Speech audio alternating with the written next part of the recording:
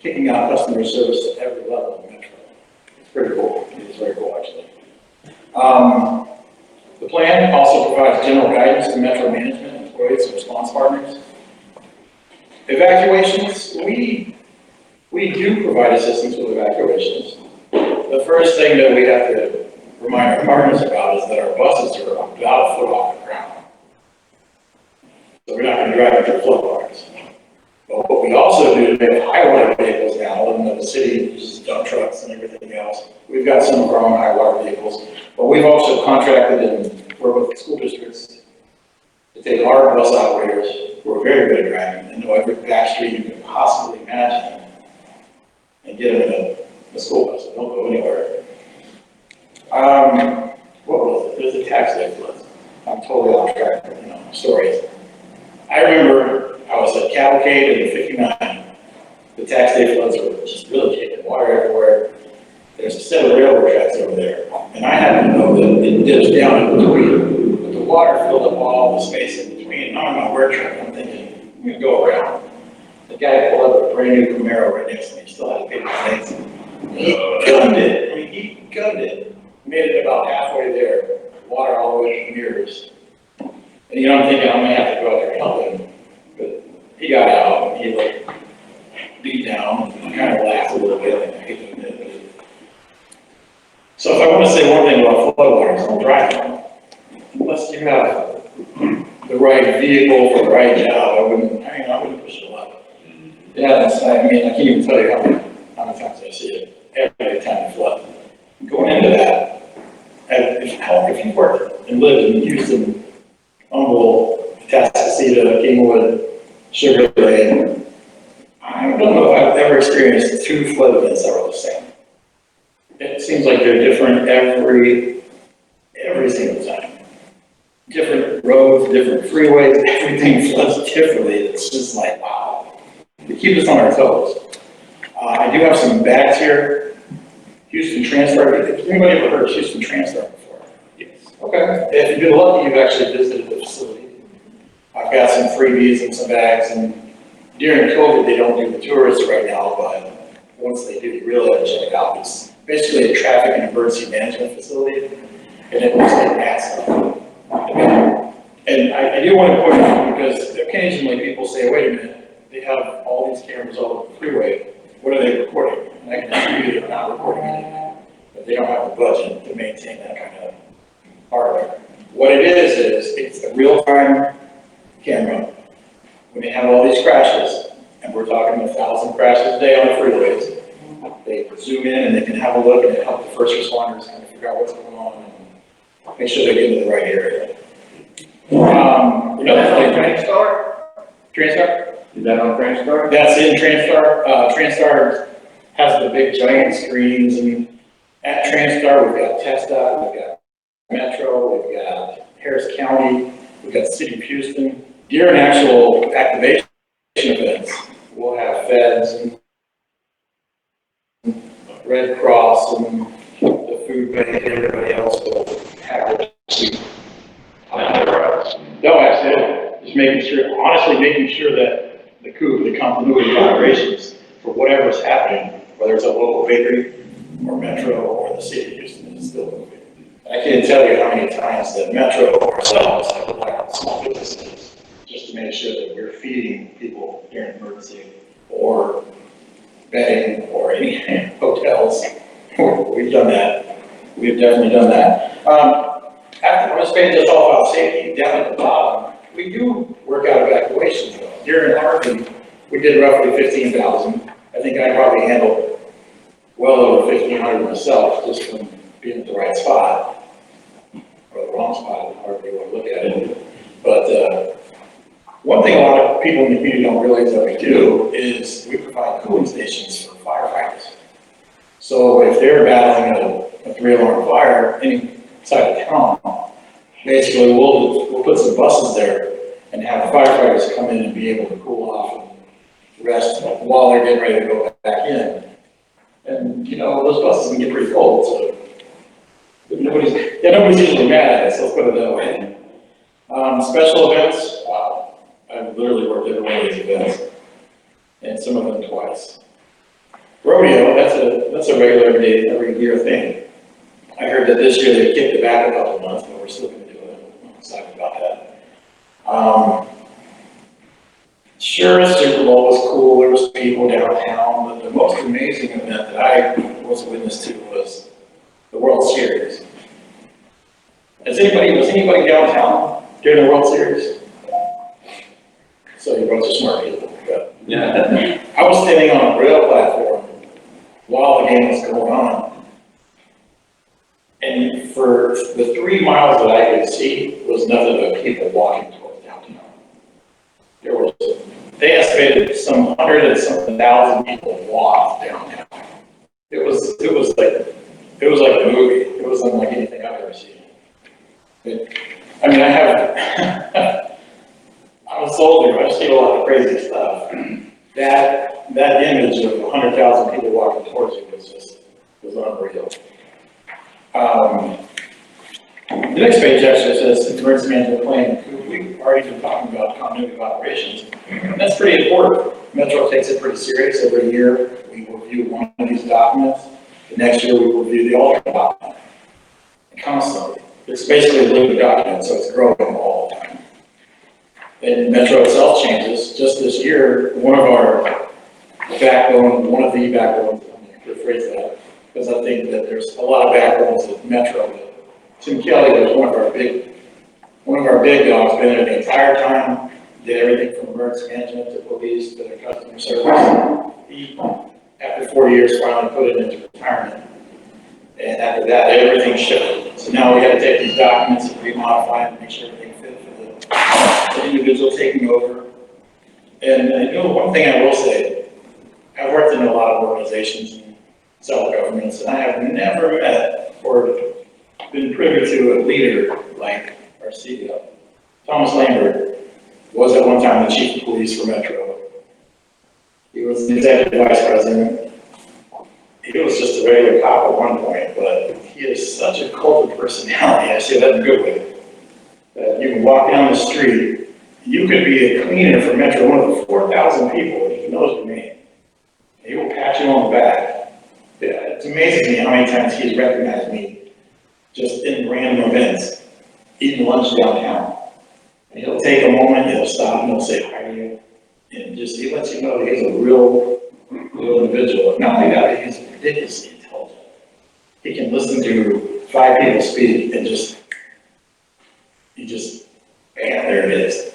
I have to sit down, I've got to take some notes, I have to make sure I've not miscategorized anything. So when I say that Tom, I guess he took over about 5.5 years now. Everybody that works for him is just hugely proud of him, hugely. All right, I think we talked a little bit about TransStar. At some point when the tours get started again, you really should check it out because it's kind of like visiting an asset. It's pretty cool. We got a couple of freebies right here. During your average activation, and I say average because COVID has kind of changed just about everything. TransStar is where we'll meet. When we get the official activation, which is usually me telling my boss, hey, we need to activate. Then at that point, a whole list of people.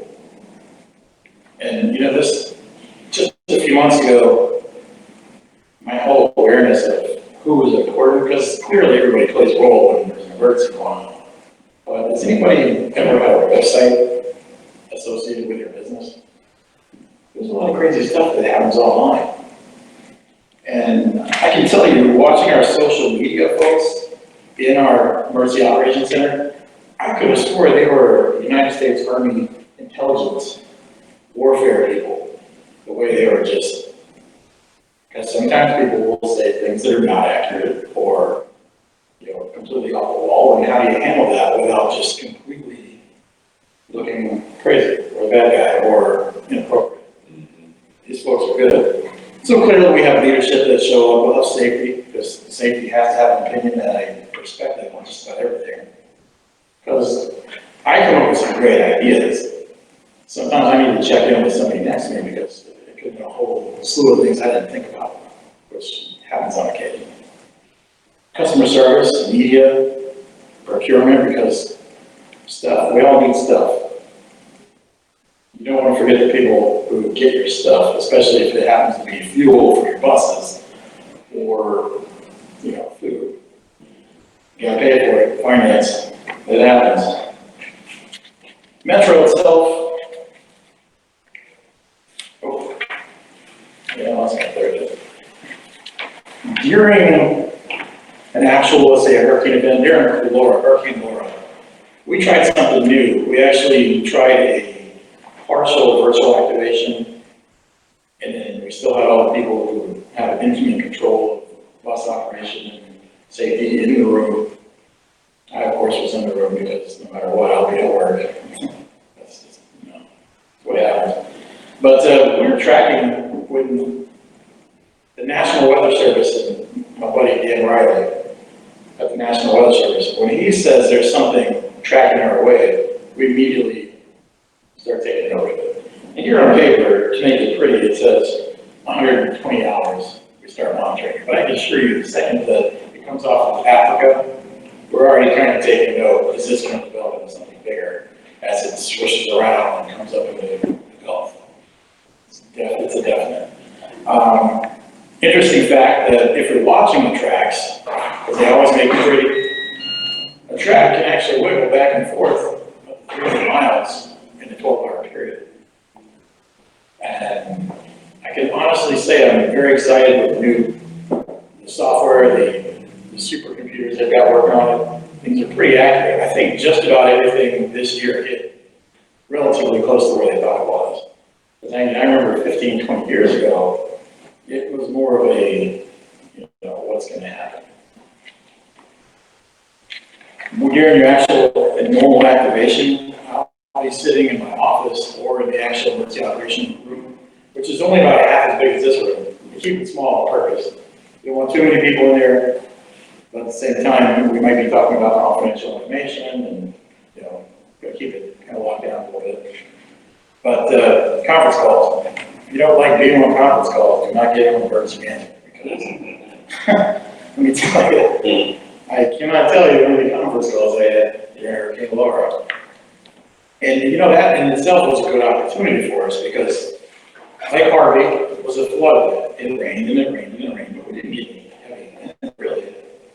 But Laura was a different animal because if it had come through, it would have just completely torn apart and knocked down a lot of buildings. We were very fortunate. Tropical Storm Allison, here's a little note on here. That was a big one. When I first started working with my predecessor, who was also recently retired, because you can, why not, right? But I'm happy it gave me an opportunity to, do this full time, because I've been doing emergency management part time for a number of years. He kept saying, hey, you really need to work with the medical center. Houston Medical Center is huge. There's a ton of hospitals down there. And you need to keep in close contact. You need to call them regularly. And I said, okay, no problem, because I'm trying to do a job. He said, let me tell you why, because during Tropical Storm Allison, when Metro service was basically shut down, 95% of their support staff, sure, the doctors and a lot of the nurses could get to work. What about the people who change the sheets, who clean the floors, who make the food in the kitchen, and they didn't show up. And people in the medical center legitimately freaked out, as I would have.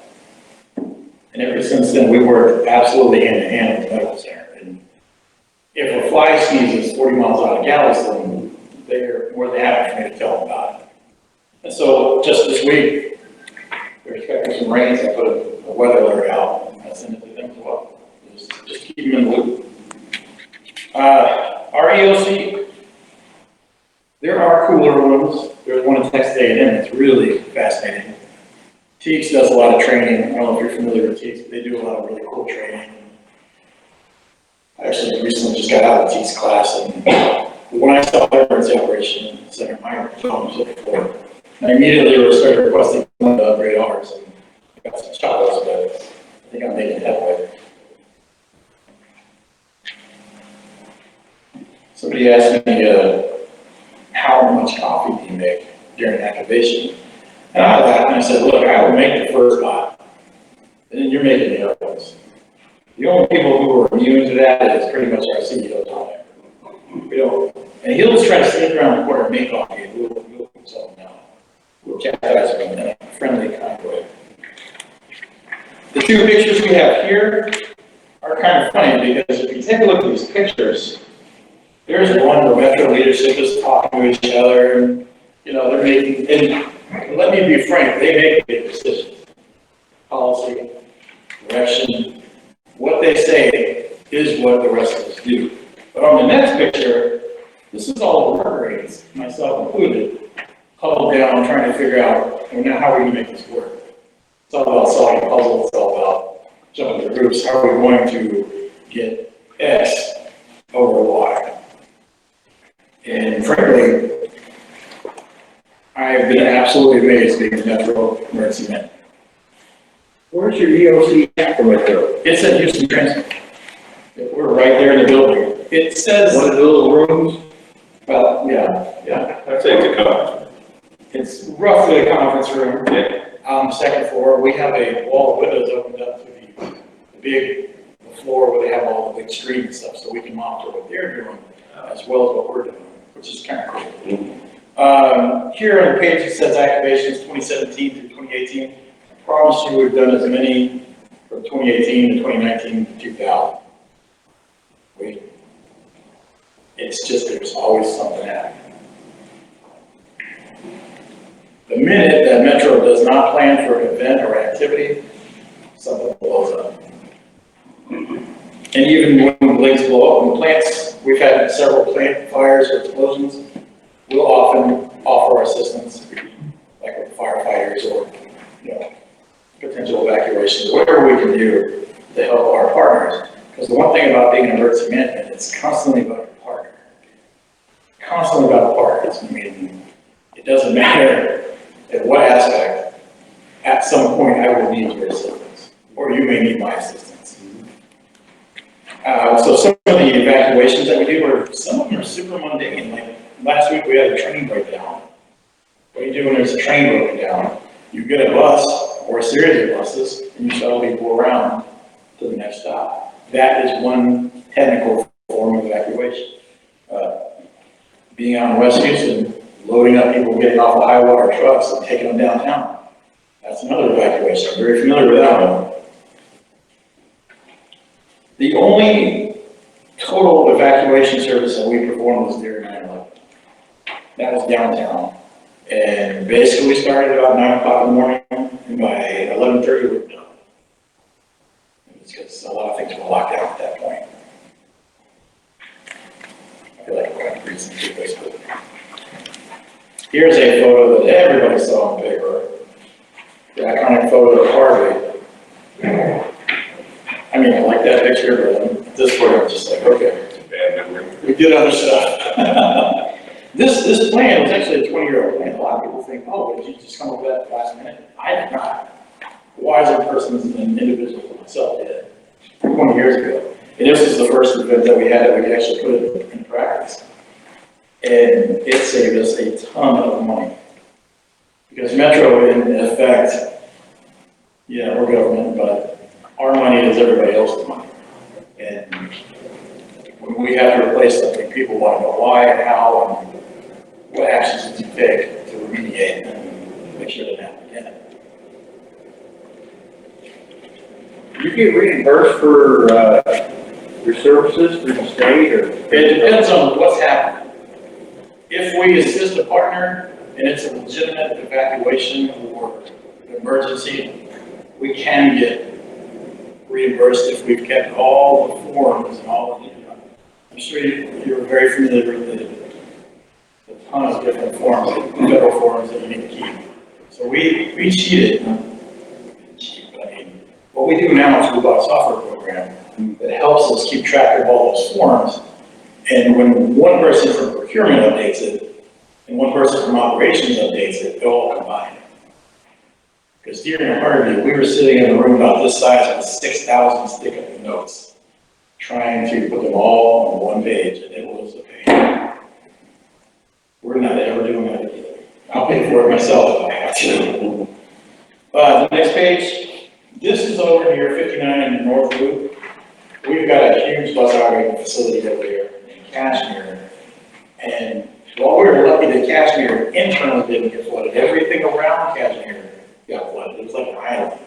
And a lot of the buses, the bus area where they were in store got flooded. So this is just kind of an indication of that little plan worked.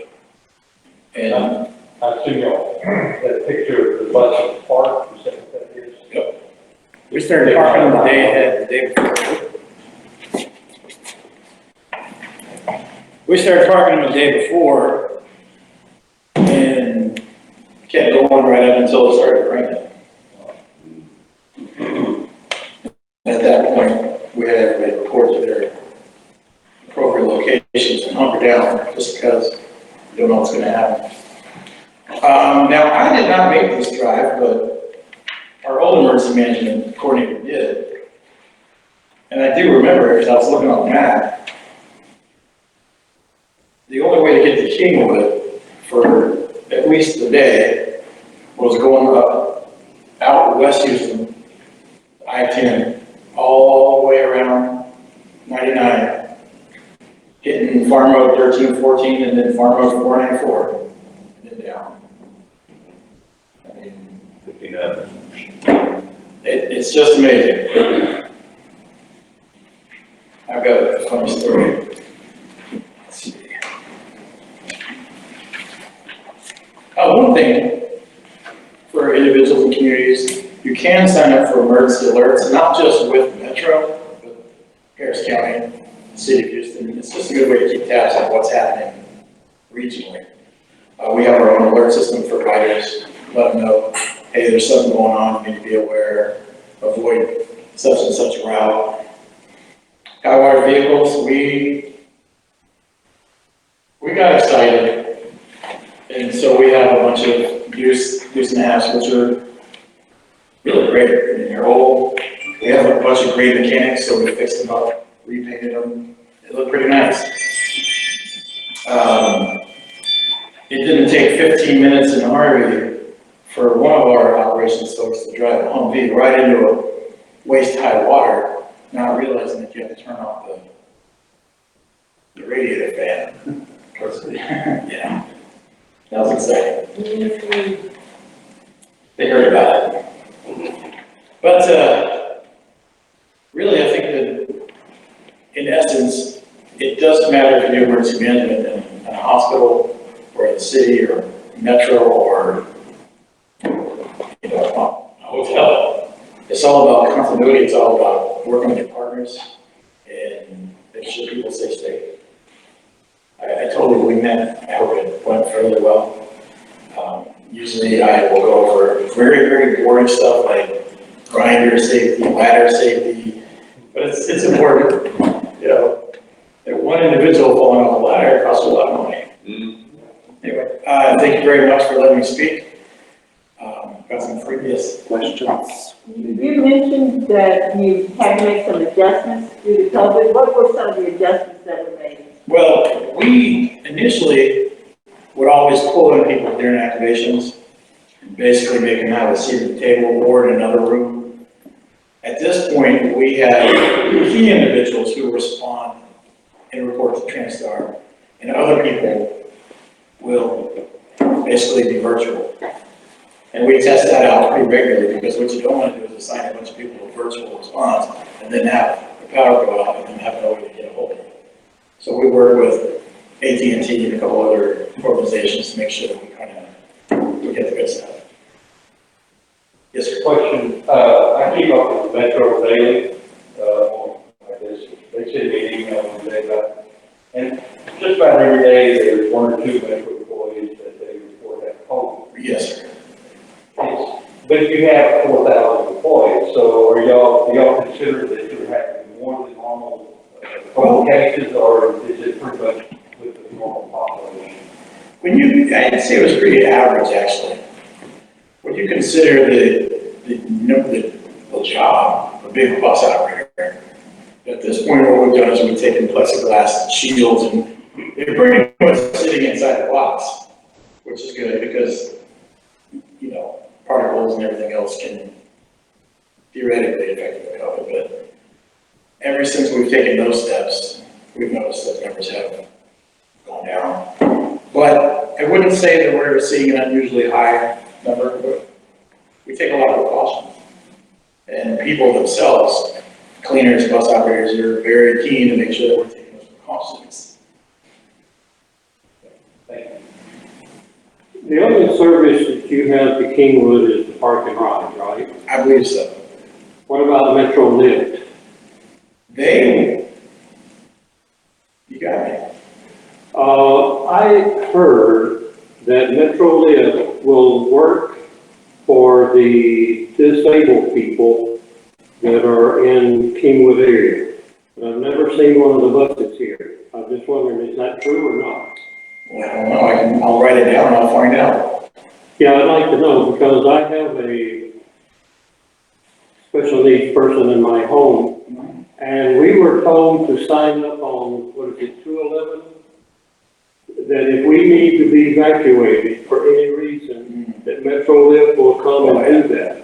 Well, we do have partnership agreements with Galveston, Kingwood. During an actual emergency event, you will see a Metro Lift vehicle. I'll see what? A Metro Lift vehicle.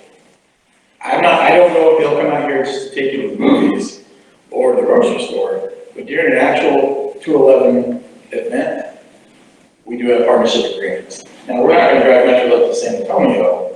It has to be an associated or predetermined community. On the subject of 211 Lift, I have been recommending to veterans that they sign up for that, and I've looked into it myself. You are aware that when you sign up for 211, it says on the website that this is not a guarantee that you're going to get transport. Well, I believe that. Okay, so when you support evacuation and transport for special needs people, where do you take them? If you pick them up in Kingwood, where are you taking them to? Well, honestly, I don't know. I'm working, the City of Houston just redid their entire software package for 211, and some of our own partners in our training department just took that. One of our partners, or actually a Metro employee, goes to the City of Houston when they activate and sits there right beside them to make sure that all the Metro Lift people get something to pick them up. Because I promise you, One of the issues that we had during Harvey was that the incident response center was set up at the Catholic Church parking lot on Woodland Hills Drive. When the boats came in from people that had been rescued off the river, they had no plan in place on what to do with those people. How to process them, how to get them in dry clothes, how to get them home. The people in the local area had to go home and go to other churches and pick up blankets and supplies, bring them back to the incident command post, because there was no in-depth plan of service on what do you do when you get them off the boat and they're soaking wet and they just lost everything they own and they're in a state of shock. And may or may not know what all the rest of their family are. it's true, I mean, basically, I can tell you that every single day we're working on these kind of plans. I'm gonna write that down, Here's because another question for That's you. one thing I do. I attended did you participate in Hurricane Charlie tabletop exercise in Conroe just before Harvey? The response that we were training for the 120 hours you discussed about how we were going to respond to a class 5 hurricane hitting Houston and filling every hospital bed in the state of Texas. The response was going to be that they were going to send 300 ambulances and 1,500 buses from San Antonio down I-10. They had reserved one of the lane traffics for coming into the city, and that was going to be their response. So my question is for us here, there's only 4 major evacuation routes, one of which is 59 North. Are we going to get 300 ambulances and 1,500 buses coming down 59? I know that here in Florida, the state of Texas called me and said, hey, we have buses en route from San Antonio. As far as long-term plans, I mean, right now, Well, 300 ambulances and 1,500 buses sounds like a lot, and it is, but it's not sufficient for a city of 6 million. Right. Are we gonna get a parallel group of transportation coming down 59 that we can support? What I can say is and keep in mind, I'm participating in regional meetings, mayor's office in Harris County. It's a matter of purely personal opinion. I think we got kicked in the pants pretty good several times in the past decade, because the leadership who are making these decisions seem awfully motivated to actually make sure these plans happen. Whereas 20 years ago, I would get more of the feeling that let's get a plan on paper so that we can check that box. Things are moving in a completely different direction right now. I'm not saying it's going to work perfectly.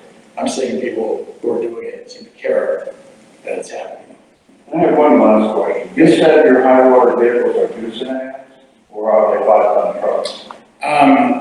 The picture here, you know what? It's a 5-ton. Okay. It's How 5-ton. many of those do you have? We only have 6 for Metro, and we loan out 3 of them. Okay. Harris County bought a bunch, the Sheriff's Department bought a bunch, the city has. Well, let me give you a little story about what happened here locally. Porter Fire Department has a 5-ton truck, but their drivers have not been trained on how to drive them. They're not driving fire trucks.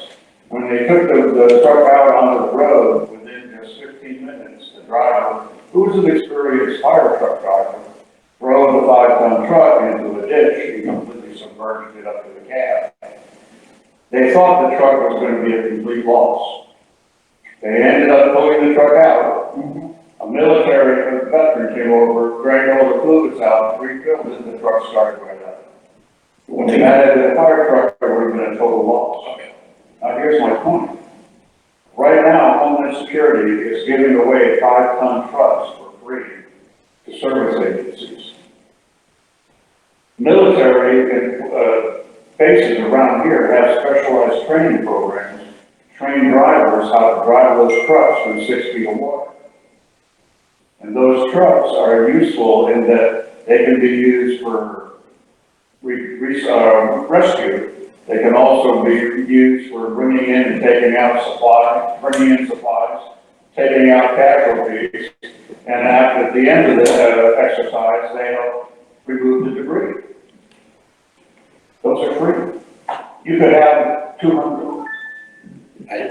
Yes. And there would be a perfect operation here to have CERT teams of veterans who have maintained those vehicles for 20 years to run them, operate them, and drive them. And they would line up to do that kind of service. I do know that in situations where we can't provide a vehicle, we will try to provide a driver within the Harris County region. Because, like you said, you may have a vehicle and you want a driver. Well, if you find out that they're going to send 300 ambulances and 1,500 buses down from 59 from Dallas, would you let us know? Well, you know what? I will take note of that because inevitably it will slap me in the face one way or the other. Something to note. There was another question here in the back. Bob, I have a question. Oh, I didn't know that a big deal. I was just wondering if when you had your virtual meetings, if you couldn't get everybody in the same room, do you have specialized software to use one of the standard packages? Well, it's kind of a lesson learned. We started off with Microsoft Teams and quickly learned that if people are participating, then we have to now institute certain deadlines. We have call-ins, make sure that people are calling. One individual powered out of the house and didn't know that they were not speaking to us. It's kind of like over. My boss said, look, a month before hurricane season occurs in 2021, I want to make sure all these systems are not only working, but that we've actually given it a test run. Kind of important. Quick question, a couple of years ago was TransStar, difficult place to find, by the way, if you're not know what you're looking for. And they were monitoring during the flu season. I found it pretty strange. Well, it was interesting. The number of teachers that were calling in sick within the Houston metro area and kind of looking at the flu and seeing how that was, I thought that was an interesting way that they were monitoring kind of, absenteeism. Are they doing anything similar to that with this pandemic, or do you not? I don't think so. At least not a metro. I mean, we have the FMLA and people have a certain amount of time that they can utilize if they get COVID. That's a whole different story. We've got to make sure that they don't just bring it to work. We're pretty strict about, keeping them separate, and we instituted cleaning programs at all of our facilities, the whole spray thing, people wiping down stuff. We're pretty strict. I've never seen Metro, this is terrible comment. I've never seen anyone wash their hands more in the past year than since COVID. Let's put it that way. And you know what? I'm gonna make a note about that, because that's something to know, and I appreciate that.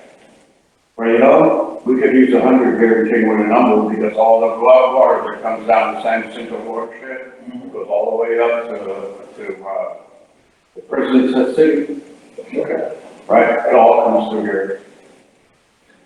How often do you guys meet?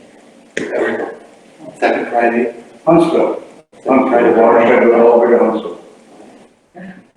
Oh, I just may want to visit again. Oh, yeah. Well, anytime, all the time, man. Well, thank you so very much.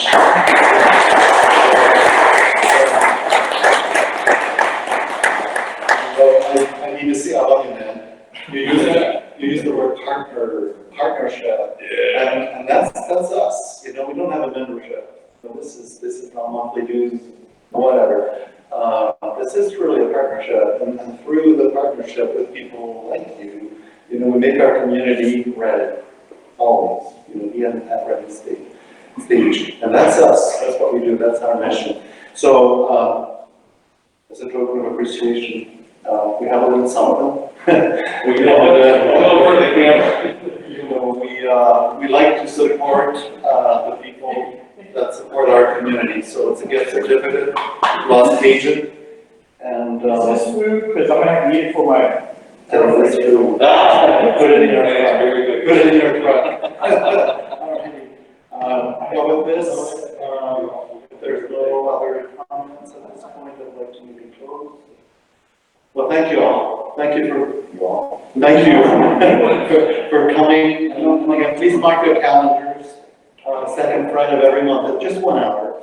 And next month is Union Pacific. They'll be talking about their preparedness, especially chemical derailment, that kind of thing. So anyway, happy end of the year. See the fire department.